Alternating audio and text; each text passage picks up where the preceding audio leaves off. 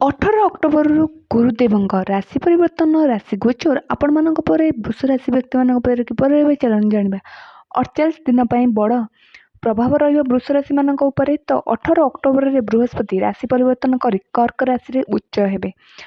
କର୍କଟ ରାଶିରେ ଉଚ୍ଚ ହେବେ ବୃହସ୍ପତି। ଉଚ୍ଚ ରାଶି ମନାଯାଏ କର୍କ ରାଶି, କାରଣ ବୃହସ୍ପତି ଧନର କାରକ, ବିବାହର କାରକ, ପଦ ପ୍ରମୋଶନ କାରକ ଓ ସନ୍ତାନ କାରକ ଓ ମାଙ୍ଗଲିକ କାର୍ଯ୍ୟରେ ମଧ୍ୟ କାରକ ହୋଇଥାନ୍ତି। ଚାଲନ୍ତୁ ଜାଣିବା ଆପଣଙ୍କ ଉପରେ କ'ଣ ପ୍ରଭାବ ରହିବ।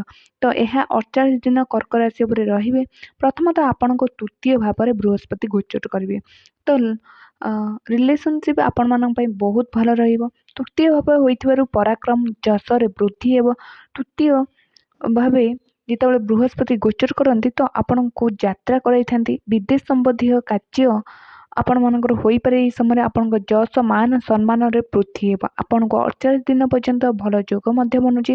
ସାଥିରେ କୌଣସି ଇଚ୍ଛା ପୂର୍ଣ୍ଣ ହେବାର ସମ୍ଭାବନା ମଧ୍ୟ ରହୁଛି। ଆପଣଙ୍କର ଲମ୍ବା ସମୟରୁ ଯେଉଁ ଇଚ୍ଛା ଥିଲା ତାହା ମଧ୍ୟ ଏହି ସମୟରେ ପୂର୍ଣ୍ଣ ହୁଏ।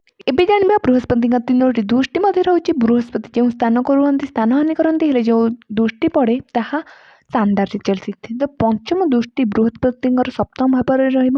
ତ ସପ୍ତମ ଭାବ ଦାମ୍ପତ୍ୟ ଜୀବନରେ ହୋଇଥାଏ, ବିବାହରେ ହୋଇଥାଏ, ପାର୍ଟନରଙ୍କର ପଦ ପ୍ରମୋଶନ ମଧ୍ୟ ହୋଇଥାଏ। ଏଇଥି ମଧ୍ୟରୁ ଆପଣଙ୍କୁ ବହୁତ କିଛି ଲାଭ ମିଳିପାରେ। ଏହି ସମୟରେ ଯେଉଁମାନଙ୍କର ଶାଦୀ ଫିକ୍ସ ହୋଇପାରେ ଓ ଦାମ୍ପତ୍ୟ ଜୀବନରେ ଖୁସି ଆସିପାରେ। ତ ସପ୍ତମ ଦୃଷ୍ଟିରେ ଆପଣଙ୍କ ନବମ ଭାବକୁ ଦେଉଛନ୍ତି। ନବମ ଭାବ ପିତାଙ୍କର ଅଟକିଥିବା କାର୍ଯ୍ୟ ଏହି ସମୟରେ ପୁରା ହେବ।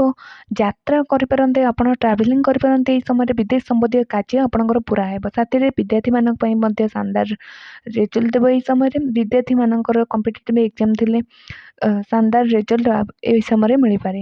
ତ ନବମ ଦୃଷ୍ଟି 11 ହାଉସ୍, ଆପଣ ଜାଣିଥିବେ 11 ହାଉସ୍ ସବୁବେଳେ ଭାଗ୍ୟର ଓ ଲାଭର ହୋଇଥାଏ। ତ ଏହି ସମୟରେ ଆପଣଙ୍କର ଲାଭ ହୋଇପାରେ 2 ଗୁଣ। ତ କର୍ମ ଏହି ସମୟରେ ଅଧିକ କରନ୍ତୁ, ଯାହାକି ଧନ ବର୍ଷା ମଧ୍ୟ ହେବ। ଏହି ସମୟରେ ଆପଣଙ୍କର ମାନ ସମ୍ମାନ ବୃଦ୍ଧି ଓ ଯଶରେ ବୃଦ୍ଧି ହେବ। ତେଣୁ ଆପଣ କର୍ମଠ ହୁଅନ୍ତୁ। ଏହି ସମୟରେ ନିଜର କାର୍ଯ୍ୟକୁ ପୁରା କରିବାର ଫୋକସ୍ କରନ୍ତୁ ଓ ପ୍ରଥମେ ନିଜର କାର୍ଯ୍ୟ କରନ୍ତୁ ଓ ପରେ ଅନ୍ୟକୁ ସାହାଯ୍ୟ କରିବାକୁ